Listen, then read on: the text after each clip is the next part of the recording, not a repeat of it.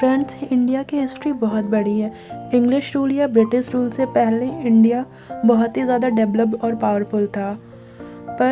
पर ये वो समय था जब इंडिया पर गुप्त साम्राज्य और दिल्ली सल्तनत का राज था। इसी बीच कुछ ब्रिटिशर्स इंडिया में ट्रेडिंग के लिए आए और अपने आप को ब्रिटिश ईस्ट इंडिया कंपनी बताया, और वो धीरे धीरे अपने अंडर में लोगों को लाते गए और उनकी एक आर्मी सी बन गई, और धीरे धीरे समय के साथ उन्होंने पूरे भारतवर्ष पर कब्जा कर लिया।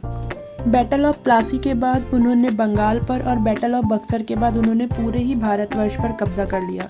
पर आज तो हम आज़ाद हैं और इंडिया में ब्रिटिशर्स का नामो निशान नहीं है। तो वो गए कहाँ और कैसे, आगे हम इस वीडियो में यही देखेंगे। एक्चुअली 1914 में फर्स्ट वर्ल्ड वॉर स्टार्ट हो गया और उस समय इंडिया में ब्रिटिशर्स का राज था।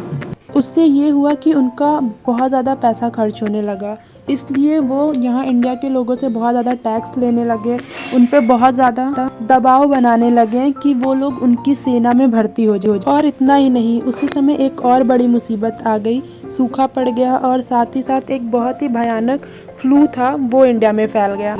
लोगों की आखिरी उम्मीद यही थी कि फर्स्ट वर्ल्ड वॉर के बाद सब कुछ ठीक हो जाएगा, के लिए साउथ अफ्रीका गए थे। वो 1915 में भारत वापस आए। उन्होंने वहाँ पे एक नए प्रकार के आंदोलन से वहाँ की रेसिज्म सरकार पर सफलता प्राप्त की, जिसे वो सत्याग्रह कहते थे। इंडिया आने के बाद गांधी जी ने कई जगह पे ऐसे बहुत सारे सत्याग्रह आंदोलन चलाए, जिससे कि भारत को आज़ादी मिल सके। उनका पहला आंदोलन था भारत में बिहार के चंपारण में, जहाँ पर सरकार उन किसानों से नील की खेती करने के लिए कह रही थी, और किसान इस चीज़ के लिए मना कर रहे थे, क्योंकि जिस ज़मीन पे नील उगाई जाती है वो ज़मीन बंजर हो जाती है, और फिर उस ज़मीन पर कोई दूसरी फसल नहीं उगाई जा सकती थी। उसके बाद सन 1917 में गुजरात के खेड़ा डिस्ट्रिक्ट में किसानों के लिए सत्याग्रह शुरू किया गया। यहाँ का मुद्दा ये था कि यहाँ की फसल खराब हो चुकी थी, एक तरह का फ्लू फैल चुका था, जिसकी वजह से किसान लगान देने में असमर्थ थे।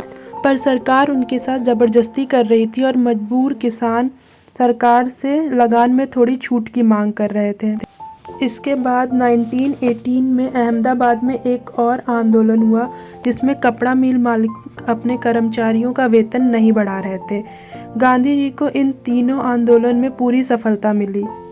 गांधी जी ने सत्याग्रह को अपना एक हथियार बना लिया। हमने इतने सारे सत्याग्रह की बात की, पर क्या पता है हमें सत्याग्रह होता क्या है? तो चलिए देखते हैं। सत्याग्रह का मतलब होता है, अगर आपका ऑब्जेक्टिव मतलब उद्देश्य सही है तो, और कॉन्फ्लिक्ट अन्याय के खिलाफ है, तो आप जिसके खिलाफ हैं उससे लड़ने के लिए आपको किसी बॉडी पावर की ज़रूरत नहीं। आपको बस नॉन वायलेंस यानी अहिंसा की हेल्प से ऑफिसर्स को झुकाना है। यही सत्याग्रह है। सन 1919 में ब्रिटिश गवर्नमेंट ने एक रूल पास किया था जिसका नाम रॉलेट एक्ट। इसे बिना अपील, बिना वकील और बिना दलील का कानून भी कहते हैं। इसमें ब्रिटिश गवर्नमेंट जो इंडिया में राज कर रही थी, उसे ये राइट था कि वो इंडिया में होने वाले किसी प्रोटेस्ट को रोक सकती है, और उसमें जो लोग पार्टिसिपेट कर रहे हैं उनको कितने भी टाइम के लिए बिना किसी कार्रवाई के जेल में रख सकती है। ये काला कानून भी कहा गया। इस पर महात्मा गांधी का ये मानना था कि इस कानून के विरुद्ध भी लोगों को अहिंसा के साथ मिलकर एक बड़ा सत्याग्रह करना चाहिए। एज अ रिजल्ट 6 अप्रैल को रॉलेट एक्ट सत्याग्रह शुरू किया गया। रॉलेट एक्ट के फेवर में लोगों ने अपनी दुकानें बंद की, जुलूस निकाले, उन्हें हड़ताल भी की, लेकिन एज अ रिजल्ट ब्रिटिश सरकार अमृतसर के सारे लोकल नेताओं को जेल में डाल दिया। साथ ही साथ गांधी जी के दिल्ली आने पर पाबंदी लगा दी, और साथ ही साथ पुलिस ने 10 अप्रैल को एक शांति भरे जुलूस पर गोलियां चला दी, जिससे लोगों का दिमाग खराब हुआ, लोग गुस्से में आ गए, और उन्होंने बैंक, पुलिस स्टेशन और बहुत सारी जो सरकारी जगह थी उसे बर्बाद कर दिया, जिससे मार्शल लॉ लागू कर दिया गया। मार्शल लॉ में क्या होता है, इसमें पूरी टेरिटरी का जो रूल होता है वो आर्मी के सबसे बड़े ऑफिसर्स के पास होता है, और उस समय उस पोस्ट पर था जनरल डायर। इसके कुछ समय बाद ही अमृतसर के जलियांवाला बाग में एक मेला लगा था। क्योंकि जलियांवाला बाग वो शहर से थोड़ा बाहर था, तो वहाँ के लोगों को उस टाइम ये नहीं पता था कि मार्शल लॉ लग चुका है। तो बहुत सारे लोग वहाँ इकट्ठा थे, और जनरल डायर ने लोगों में दहशत बनाने के लिए वहाँ पे लोगों में अंधाधुंध फायरिंग कर दी, जिससे बहुत सारे लोगों की जान चली गई। ऐसे ही लोगों को ये बात पता चली, उनका गुस्सा और बढ़ गया। वो बिल्कुल नहीं डरे और उन्होंने जाकर गुस्से में जितनी भी गवर्नमेंट बिल्डिंग्स थी उनमें आग लगा दी और सरकारी बिल्डिंग का बहुत ज़्यादा नुकसान कर दिया। और फिर जब इन सब बातों का पता गांधी जी को चला तो वो बहुत दुखी हो गए और उन्होंने सत्याग्रह वापस ले लेने का निर्णय लिया। गांधी जी ने अपनी एक बुक में लिखा है कि ब्रिटिश रूल इंडिया में इंडियंस की कॉपरेशन की वजह से ही आ पाया है और चल भी इंडियन की कॉपरेशन की वजह से ही रहा है, और अगर इस कॉपरेशन को बंद कर दिया जाए तो भारत को आसानी से स्वतंत्रता मिल जाएगी। इसी सोच के साथ गांधी जी ने एक नए सत्याग्रह की शुरुआत की जिसका नाम था नॉन कॉपरेशन मूवमेंट।